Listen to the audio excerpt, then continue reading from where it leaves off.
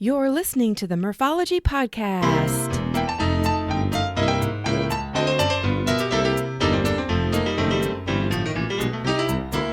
Thanks for tuning into the Morphology Podcast, aka Murph here, to share interviews about biking experiences from cyclists who have pedaled to places all over. Each week, we will get to know new people and explore new destinations to ride your bike.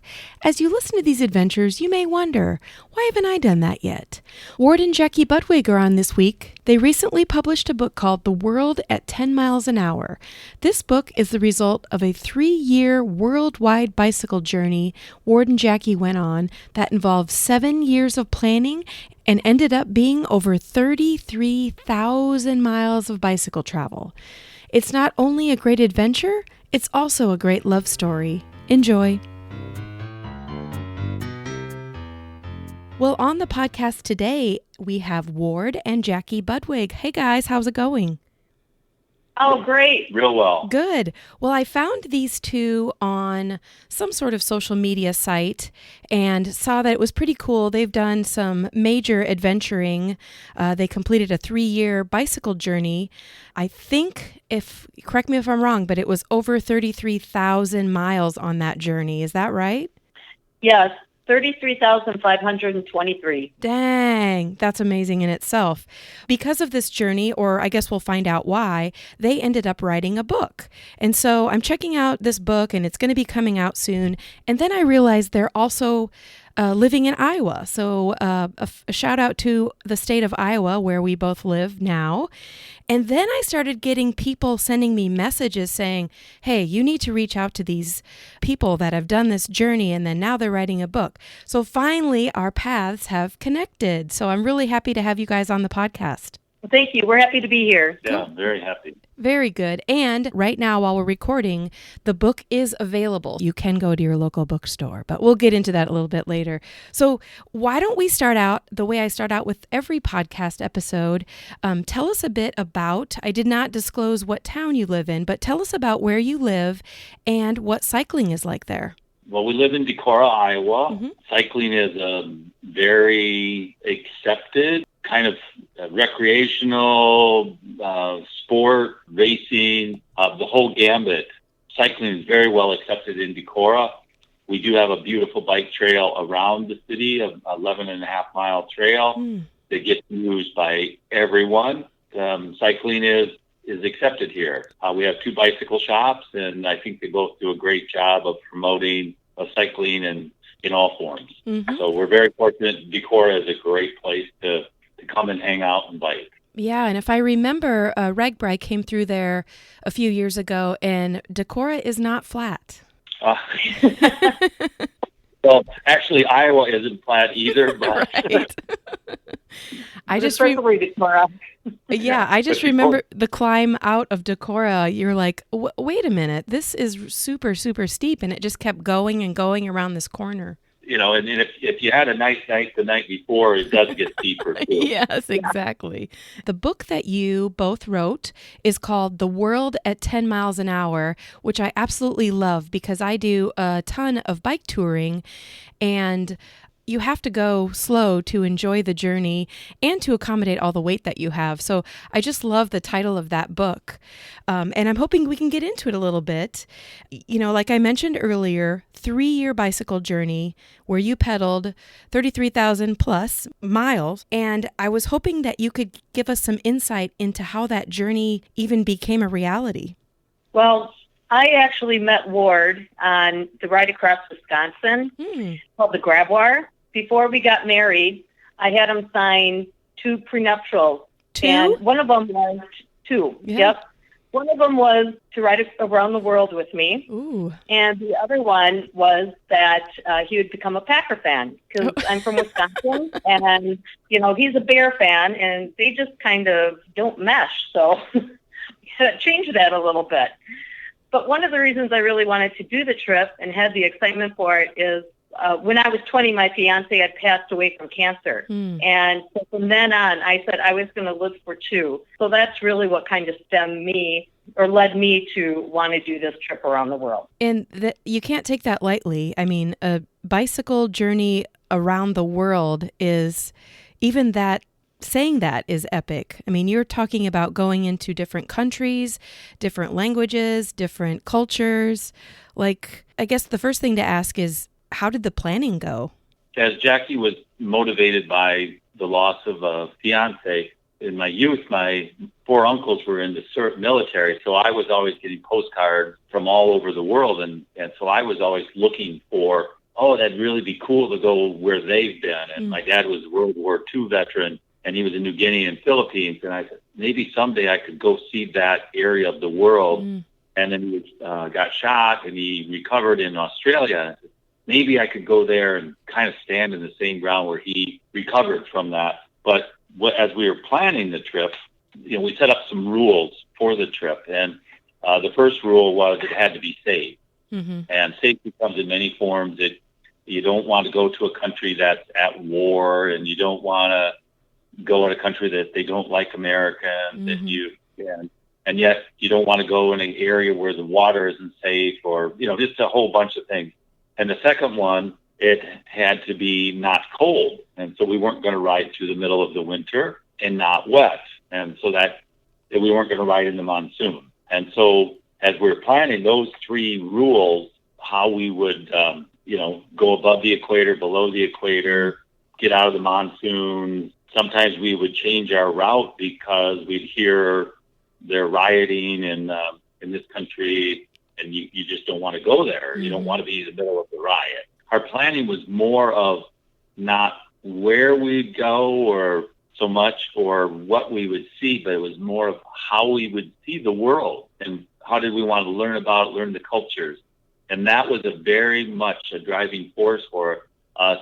It didn't matter where we went. It's just how were we going to experience it. And Jacky and I, and this was pretty key, we wrote down about 30 questions. A lot of them were, how many times do you want to stay in a tent before we maybe get a hospital? How many days do you want to ride before we take a day off? And how many miles per day? And how much do we want to, and it's all how. And we created this matrix, and in the matrix, we both evaluated each one. In the 30 questions, there was only 1 or 2, maybe, was it 2? I think 2, that we didn't have the same answer. Yeah, we didn't have the same answer. Really? So we just kind of, I'm a Rotarian, and I enjoy going to Rotary meetings. And I said, well, how many Rotary meetings do you want to join me for? And I had a different number than she did, but I think that was maybe but otherwise it was, well, we'll ride 5 days, 6 days, take a day off. We'll do this. And so the matrix created our planning. That's incredible. And the fact that you were on the same page in so many different aspects. Yeah. How many days you want to stay in a tent? How often will we go out for a dinner? What was our daily budget going to be? That's going to be huge in itself. So when you're planning, like when I'm planning for, I mean, I've never done this sort of a huge journey like you did, but how long did you plan? Was it, obviously it wasn't just like, Saturday afternoon, let's make a plan and leave on Monday. I mean, I'm sure it was months and months of figuring things out and also, leave what you're leaving behind.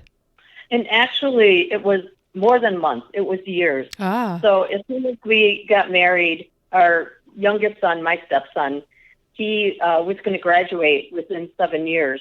So we said, okay, when he graduates, we're going to do the trip. So for 7 years, we planned it, and we never bought anything new, no new furniture, new vehicles or anything, because we knew that we were going to sell everything to be able to do the trip, including the bike shop. And I had a new boss, and her first day, I told her, oh, just to let you know, I'm going to quit in 7 years. And she laughed and she said, nobody ever told me that before on my first day. So this was a reality from the get-go. Wow. In 7 years, it sounds like a long time, but really it's not when you look at exactly what you just mentioned about, being able to not purchase new things and the planning and the maps and then watching what's happening day to day in different countries. Like, that's probably as exciting as the actual trip was itself. Yes, it was it was challenging. Our political situation was changing when we left. Bush was in the presidency and wasn't well liked throughout the world. Well, that changed a lot of dynamics. Sure. At the start of the planning, the world was a different place. So we didn't really plan a route per se. Again, we just used those 3 rules of safety, cold, and wet. And the route became flexible. And we knew that. We knew we had to have that flexibility. We just approached it of, we'll do the best we can and see what we can see. But we had a mission statement that we wanted from our bicycles to learn the many cultures of the world and hospitalities with open arms of friendship and service. So if somebody was going to afford us some hospitality, we want to enjoy that. So that with that mission statement, it kind of guided us to how we would do it. So, and we spent time planning our website and money, bank accounts, and how to access money in that, and how I sell the bike shop and how we sell our houses. You mentioned kind of how you did the planning and your 3 rules or guidelines. What were some of the countries that you traveled to that maybe are most memorable? I would say for myself, Argentina was one of them. It was mainly because it was a very difficult riding time at that time. We had a lot of Patagonian winds in Argentina. Then we ended up getting into the desert part where we would have to go 100 plus miles in a day to get to the next town. And we just found people reaching out to us. They would stop. They would ask us if we needed water or food. If we were in a campground, they would come over and bring us some of their food. Wow. It was just, they were so friendly that we just never experienced that any other place. How about you, Ward? I'm going to have to go with Argentina as well. You can't describe it. And we were in the smallest towns and villages, and just the people coming up to you, or we're in a remote campground and there's maybe somebody 5 campsites away, and they show up with a platter of meat and vegetables, and they had extra food from their picnic. They just brought it all over, and they didn't have to do that. And it happened more than once. It happened over and over and over. And the Argentinians were just so friendly. You would never know that. You'd think Buenos Aires, you get out of there and you're in a whole different environment. Wow. And another country that I thought was super interesting was Cambodia. You never knew what you were going to see. We would see a family of 5 on a scooter, a woman holding a baby on the back of a scooter, and she's holding a stick, and the stick has the IV hanging from it that's in the baby. Oh my gosh. It was just people hanging all over trucks. It just was 20 ducks hanging 20 live ducks hanging off of a scooter upside down. It was constantly like, did you just see that? Did you just see that? It was so interesting.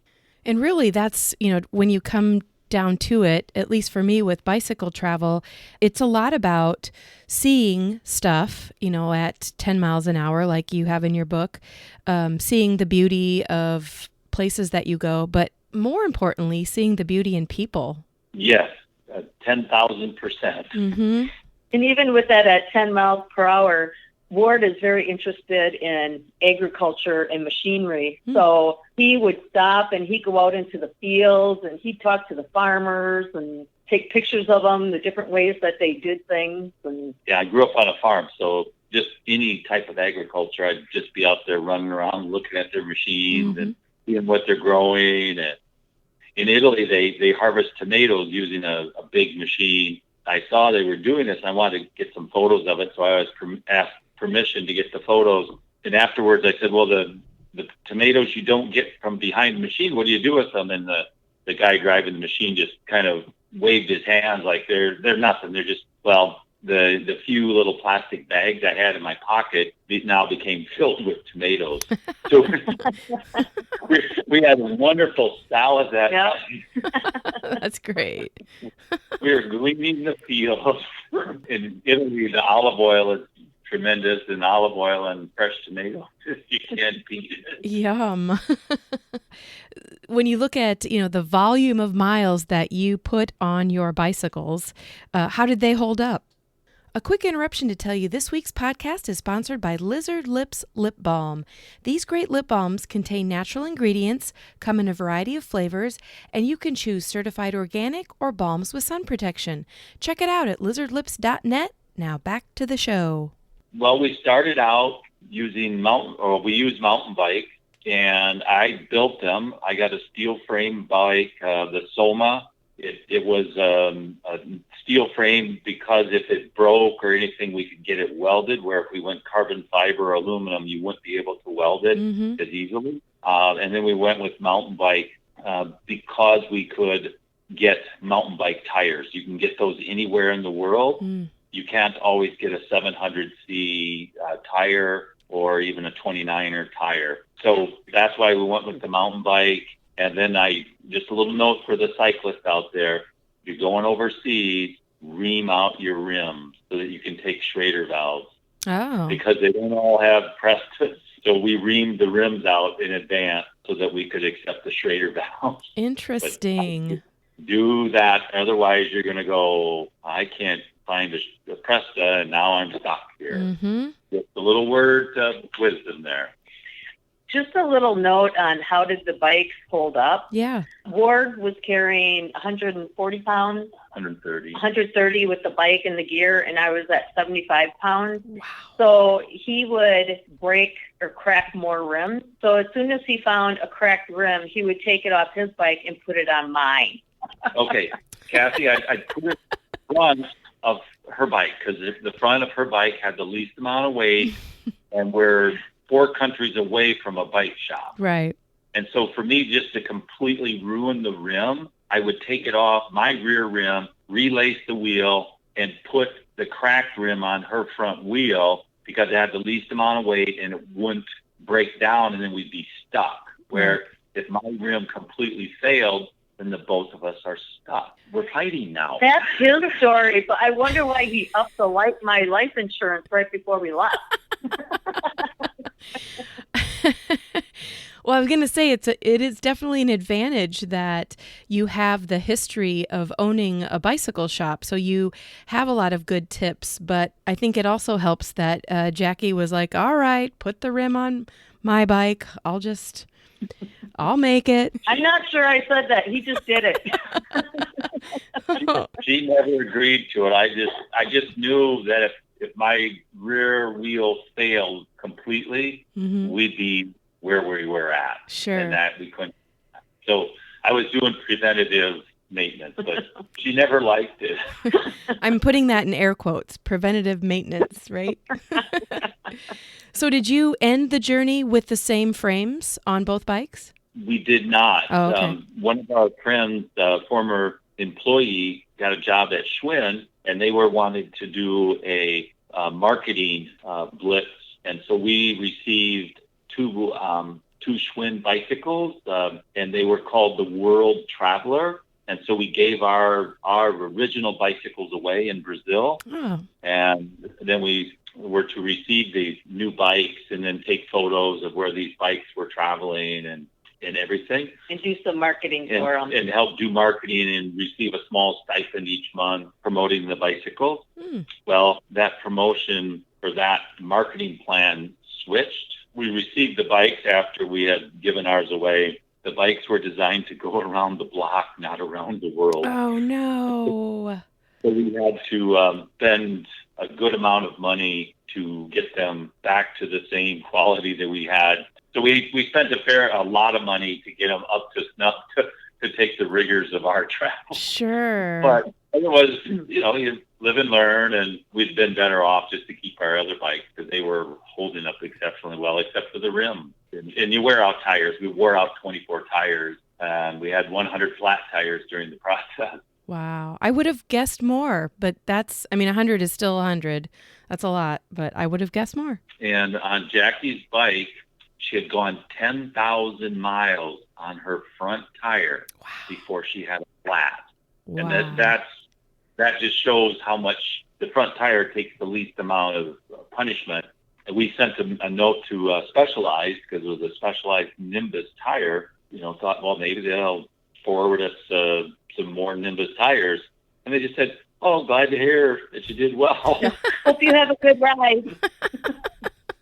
Well, that's got to be a testament to, like you mentioned, it's the front tire, so it doesn't take as much of a beating as far as weight. But you've also got to say maybe it's a little bit of Jacky's skills in avoiding, obstacles and just, being a good rider. Absolutely. See? Well, Kathy, that's one way to look at it, but there was, we were going down this hill, and then I hear this click, click, click, click on her bike. Uh-oh. Well, there was a nail went through her back tire, and hadn't lost air yet, but it had gone right through the tire, and it was hitting the frame. And she goes, Ward, I hear this clicking. I look at it, you got a nail going right through the sidewall of your tire. And then she goes, oh, are you going to fix it? And did you? Yes. Yay. We're 21 years of happy marriage. Which we should point out. I don't know if you want me to share, but I'm going to, and I'll delete it if you don't want me to. But we're recording on your anniversary. Yes. Yes, Yeah. our 21st anniversary. Anniversaries are a good thing. Yes. Well, congratulations on making it 21 years and including 3 years of spending every single second together. Yep. A lot of people asked us, how did you guys ever do that? Yeah. The only time we were apart was when he would go to Rotary meetings. Wow. That's amazing. Let's get into the book. So the book is called The World at 10 Miles an Hour. It's now available to the public. People can go buy it. I know that you had a autograph signing party not too long ago. You signed books for hours.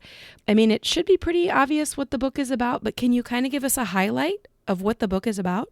Tells about our planning, our journey, tells the route we took in going around the world, why we did it. It tells about our attitude or our personality, Mm-hmm. who we are as people, things that I thought were just amazingly fun were terrifying for Jacky. So, and it's set up in a theme-based type book, so it's not chronological. And so we have stories of guardian angels that times when we weren't sure how things were going to turn out, and they turned out well because we had guardian angels. We had scary moments, and we had a chapter on food, and all the kind of theme-based. And the book reads easily. A lot of people that don't know us laugh during the reading because they go, that's funny, because of the comic. The way it's written, it just lends itself. Mm-hmm. And in the book, we have quotes from both of us, so you can see how the personalities are different. Because we both wanted to write it, but at different times, our perceptions of the situation were totally different. Oh, sure. So. Yeah. Well, at what point or why or how did it become, just memories to actually, let's write a book? Well, when we were on the trip, I journaled every day, and I would have notebooks, and as soon as my notebook was full, I would mail it back. And so I had a big stack of all these daily journals of everything that happened. And we had so many great stories Mm-hmm. that we were just like, we can't just let the 3 years of our life go untold. And because I had all the information, even though this is 10 years later from when we got back, we just felt like we had to share these stories and help motivate people to go out and do whatever their dream is. Mm-hmm. Or, it doesn't even have to be a biking thing. Just go out of your comfort zone and experience life. Well, do you have a few great stories that you want to share, or maybe just tell us how you decided what went into the book? That was really hard because there's so many. For myself, again, it's back to Argentina, and it was Good Friday, and we had a long day. It was over 100 miles, and it was hot. We got to town. We went and got some food, and we went to a campground. And I said, Ward, let's just set up, eat, and go to bed. Mm-hmm. So we're set up, and they're grills. They're called asados, and they're not like ours. They're three-sided, a grate on one side, and then on the other side, you build your fire. And then you take a stick and you rake those hot coals underneath the grill. So your food is never over an actual fire. Oh, It's I under full heat.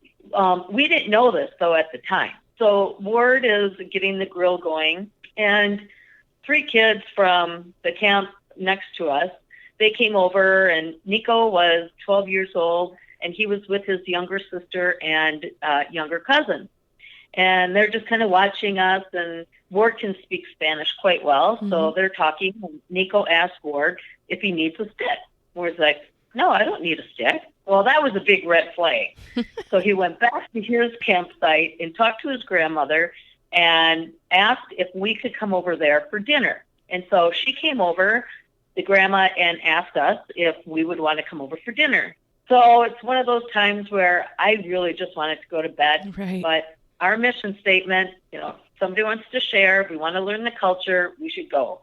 So we went over there, and Nico did all the grilling, and they grilled all different kinds of Argentinian meat.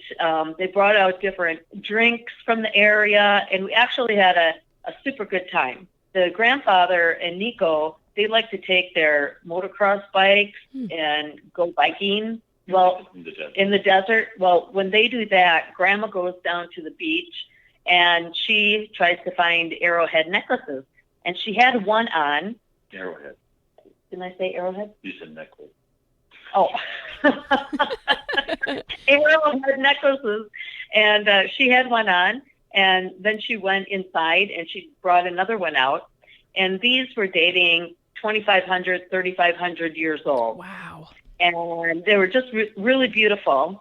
So then we went back to our campsite. The next morning, we're packing up, and they all come over because they want to take pictures before we leave. And then Grandma takes her necklace off that she had around her neck, the arrowhead, and she put it around my neck. And the grandpa said she had never given one away or ever sold one before. Wow.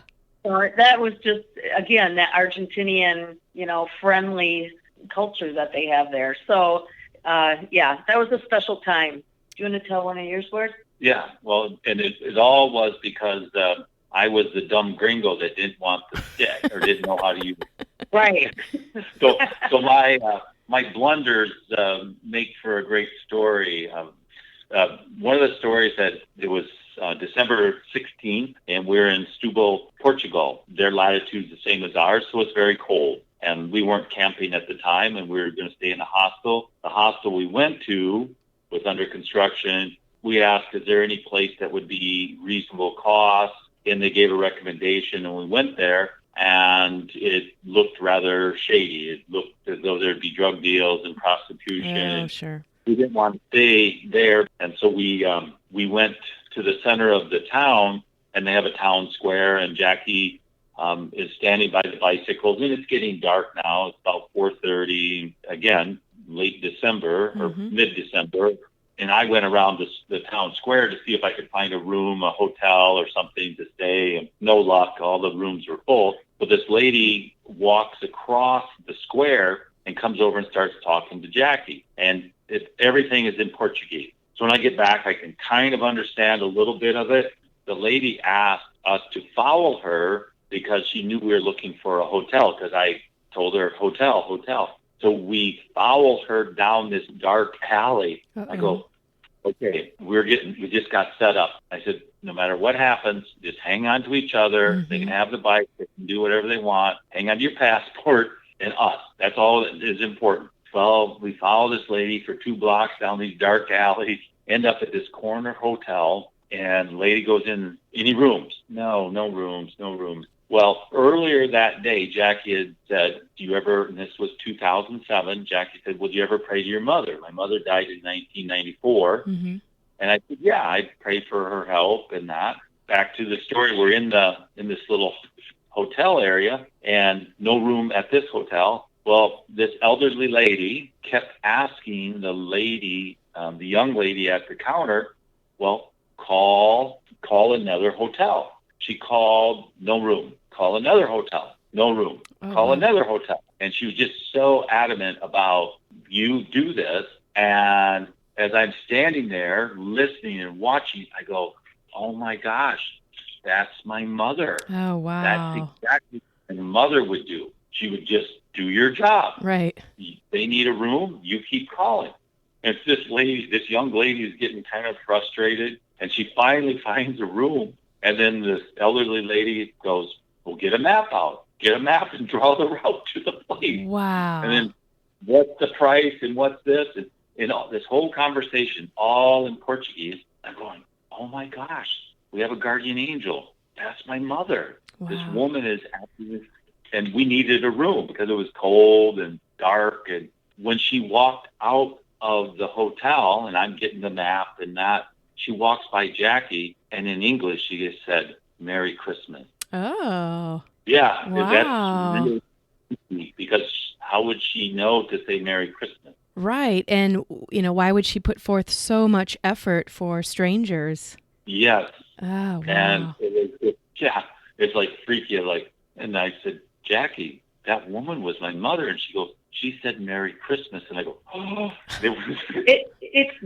That was my mother. Oh, my gosh. You're totally convinced. Yeah. Wow. And then Jacky said, oh, and she said Merry Christmas. I thought, holy bucket.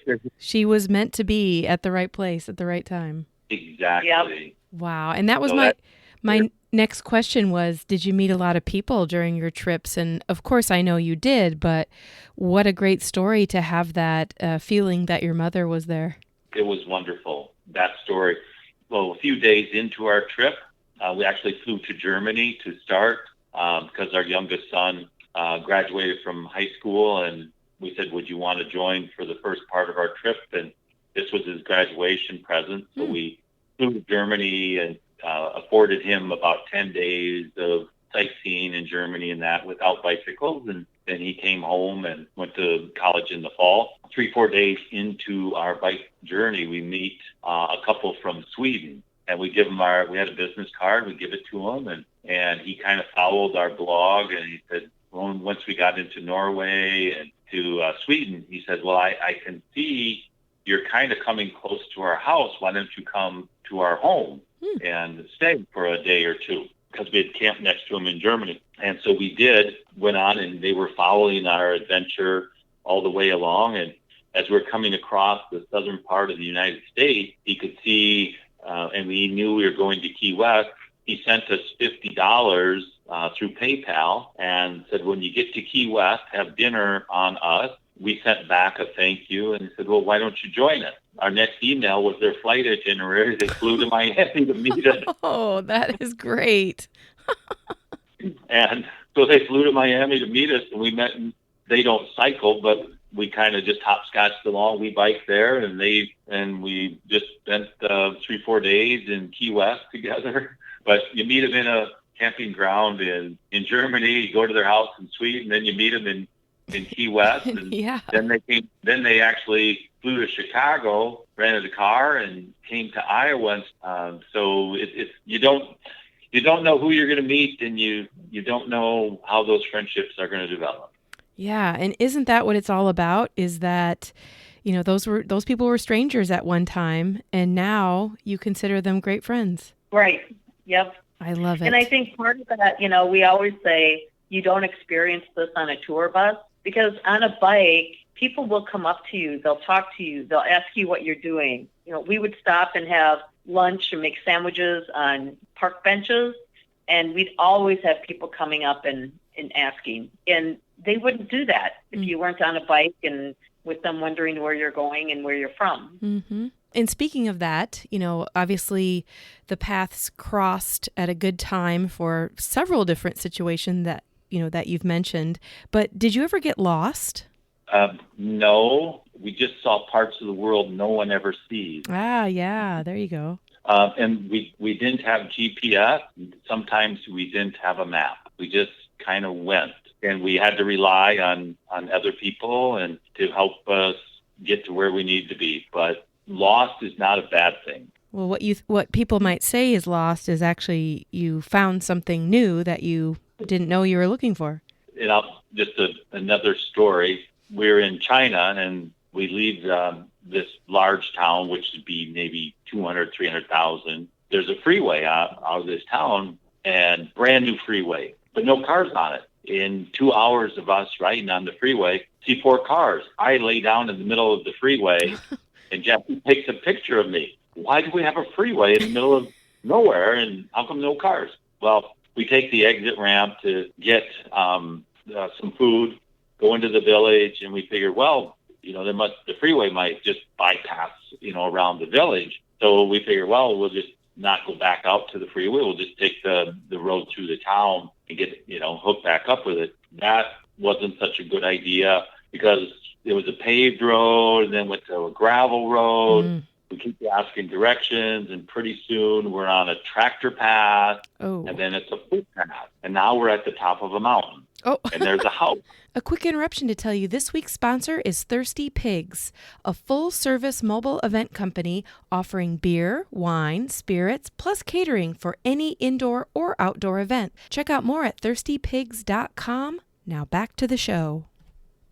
We're at the top of a mountain. There's a house, and we ask directions there, and they're in there drinking tea, playing mahjong. So we have to have tea and, just visit a little bit. And they speak Chinese, I speak English, but we're still visiting. We say the word Shanghai, then they could understand Shanghai. And so they point to the footpath, and they say, little footpath, they'll go to a tractor path, and then it'll be a gravel road, and then you'll come to the hard road, which is the concrete, and they made the sign to go to the right. And so we follow this, and we go to the right, and then we finally get to a village or a town, and we're standing there at the intersection. This young man comes up to us who could speak English, and we go, where on the map are we? we had no clue. During the course of that day, we went 85 miles. Whoa. Up and over and everywhere. And then on the map, we figured out the town. We knew the town we were in the night before, and the town that he showed us, we'd gone 18 miles on the map. Oh, no way. All we could do is laugh, though. Right. Everyone goes, how was it? And we just saw parts of China no one Right. You talk about the scenic tour, that you definitely did it. Yeah. But even in talking about maps and directions, when we crossed from Vietnam into China, we didn't have a map. And we went 3 weeks before we could find a map. And even the map that we found, the only English in or on the map was on the cover that said Chinese Atlas. Oh. And so we would go, but prior to that, we would go north, east, north, east, north, and that's how we directed ourselves for 3 weeks. And then once we got the map, Ward would painstakingly look at the symbols and then try to write them down and match them up to signs. Oh, yeah. So it was a chore. I was going to say, I can tell, though, you have the right attitude because you're just like, well, we're just going to do what we do, and we'll get there when we get there. Yeah. Who knew we'd be invited in for tea at the top of a mountain and watch people play mahjong? Right. I love that part.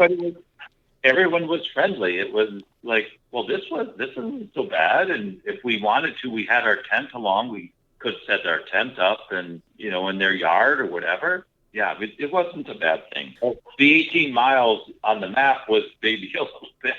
Yeah, but we would never take a GPS. Because, we like to try to find a map of the local area so you get a good layout of it. And also, if you don't, or you don't know where you're going or need directions, it makes you stop and ask people. Sure. So you're more interactive with their culture. It's actually a great idea. Well, when you look at the tour as a whole, I was going to ask, any do's and don'ts that you learned. Well, I'll say a don't for me. We realized, a big thing is not to judge people. From other cultures. And even when we were going through South America, they're so poor in a lot of these countries that we were in. And we keep thinking that, they should have, if they only had the standards that we had as far as living, they'd be happier. And we realized as we went by, kids are playing in dirt piles and laughing and having a great time. And people were happy. And in Cambodia, it's in our book, the picture, these 2 little boys, they just sat there with plastic bags, feeling naked, filling them with water, pouring them over each other's heads. And they did that for like an hour. We realized we shouldn't feel like we have it better off than other places. They can be just as happy as we are, and not to think that our standard of living is what everybody wants. Sure. One of the do's that I have, and this is, a couple of them, and as you do your bike tours and that, always have a few code words so that if you need to get your group together or get out of a situation, that you just say the word and everybody knows, oh, I don't need to finish my beer. I don't need to finish my sentence. We need to move. And that's one of those things that as we've done more travel and invited people along, we said the code word, if I say this word, don't finish anything. We got to get out of here. There's danger and imminent need. And then we have another word, and the one is the Berkey for the American Birkebeiner, and the other word is Mora or the Mora Vasaloppet. Berkey is danger, and Mora is your conversation is going the wrong direction at this moment. And Jacky, instead of kicking them, and they go, quit kicking me. Right. You start talking politics or religion, and Mora should be said, and Jacky will go, Mora. And you just kind of know that you need to be quiet. Oh, that's smart. So it's probably saved you a couple times. Oh, exactly. And then one of another do. Before you go into that, I was just going to say, we did have to use the word Berkey once. We were in Bolivia. I won't tell the story because it's in the book, so they can read it. Yeah. But it was a man with a gun. Oh. So I did have to call Berkey on board on that one. Yeah. We had to get out. Yeah, we had to get out. But another do, you can access money from most ATMs, but ideally have an ATM account that is separate from your savings account or your checking account, and only have enough money in the ATM account that will get you to the next country or whatever. Don't have tens of thousands of dollars in your ATM account. Just have a separate ATM so that they can't. We always had $500 in there, and then we'd draw down from that, and when we'd have time to get to the internet, and then we'd transfer money from a checking account or savings account into the ATM. Mm-hmm. That's just wise for traveling, even in the U.S. Don't stack your ATM account full of money. Yeah, that's very smart.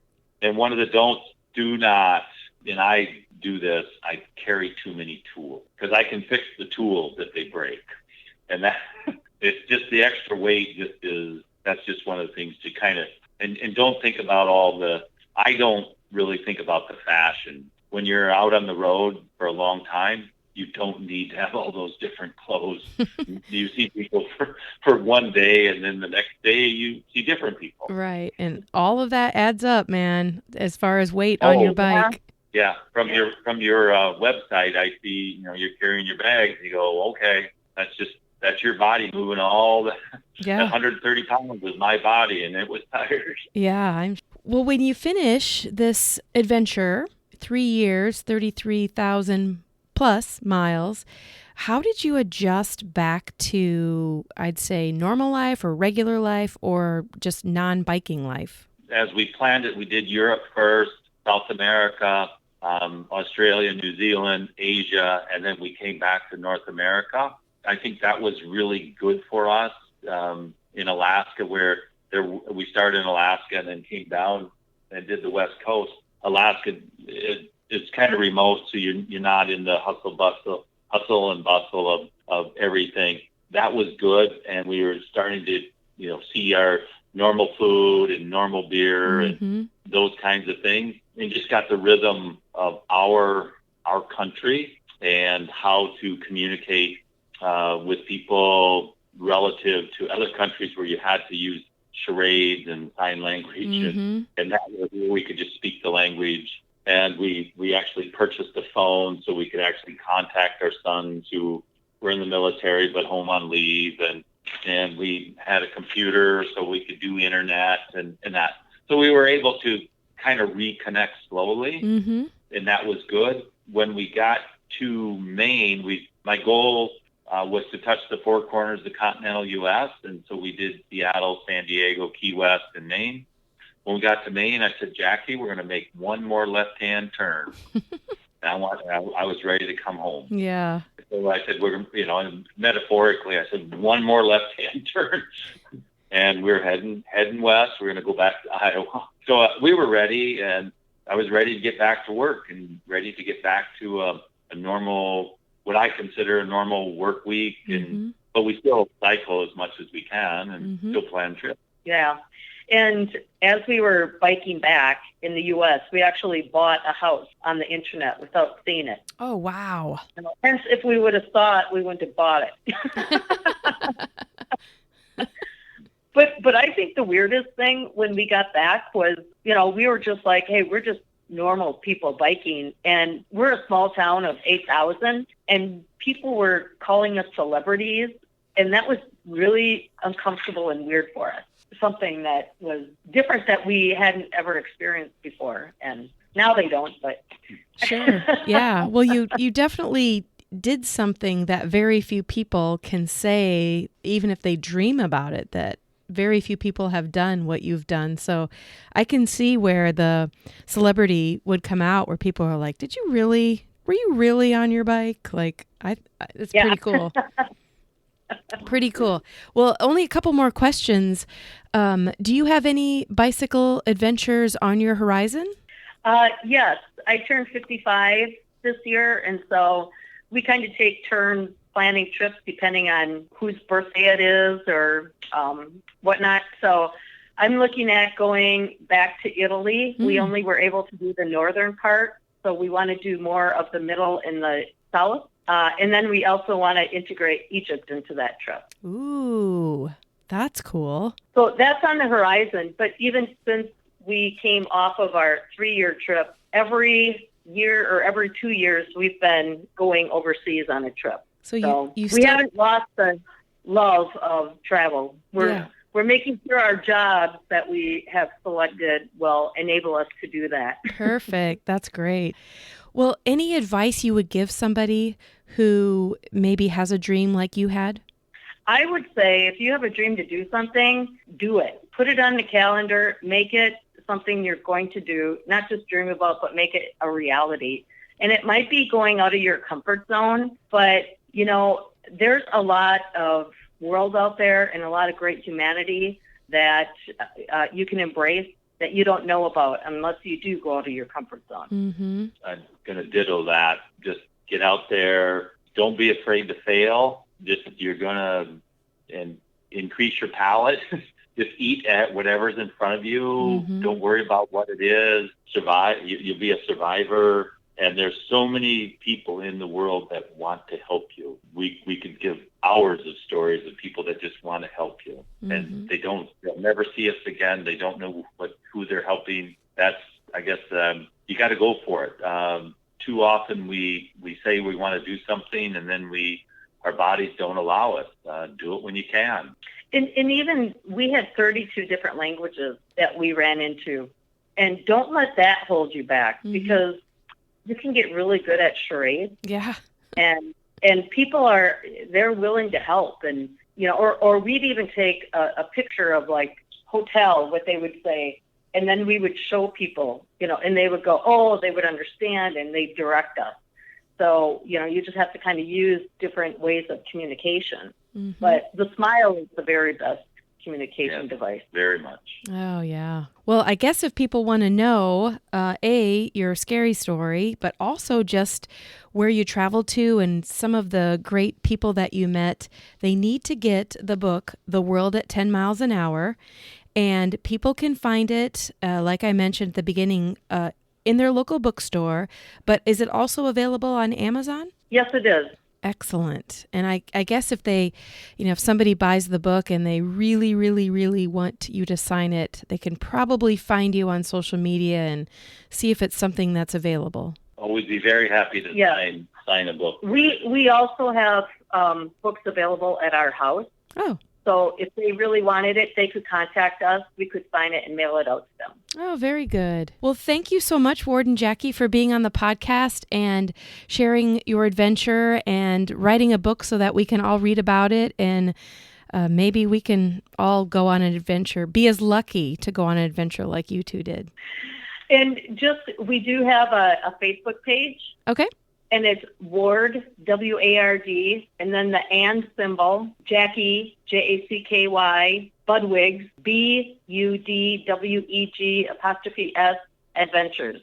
And there are some pictures on there that are not in the book, and we're going to be adding more. Okay. Well, I appreciate you two being on the podcast. Well, thank you so much, Kathy. Thank you, Kathy. You bet. Well, that's it for this week. Thank you, Ward and Jacky, for taking the time to chat, and happy anniversary to you both. If you would like to get a copy of The World at 10 Miles an Hour, go to Amazon or go to your local bookstore, or send Ward and Jacky a message via their social media sites, and they may offer you a signed copy. You can also find Ward and Jacky on Facebook. If you have a topic or the name of a cyclist you find interesting, email me at murphologypodcast@gmail.com.